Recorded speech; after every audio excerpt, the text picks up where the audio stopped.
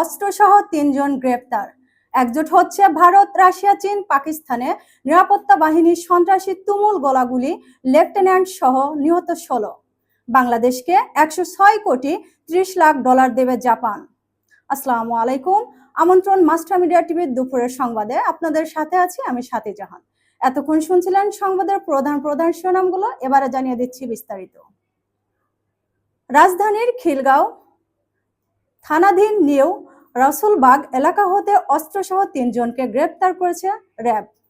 বৃহস্পতিবার সন্ধ্যায় রাজধানীর খিলগাঁও থানাধীন নিউ রসুলবাগ আলহাজ গ্রুপের টিনের ঘরের ভেতরে অভিযান পরিচালনা করে তাদের গ্রেপ্তার করে র্যাব একটি দল। এ সময় তাদের কাছ থেকে একটি বিদেশি পিস্তল, একটি ম্যাগাজিন জব্দ করা হয়েছে। আরো জানাচ্ছেন নাহিদ কামাল। এবারে জানাচ্ছি আন্তর্জাতিক খবর। চলতি মাসের শুরুর দিকে রুশ পররাষ্ট্রমন্ত্রী সের্গেই ল্যাভরভ বলেন, ভারত ও চীনের মধ্যে পশ্চিমারা সংঘর্ষ বাঁধানোর চেষ্টা করেছে। ল্যাভরভ দাবি করেন, ভারত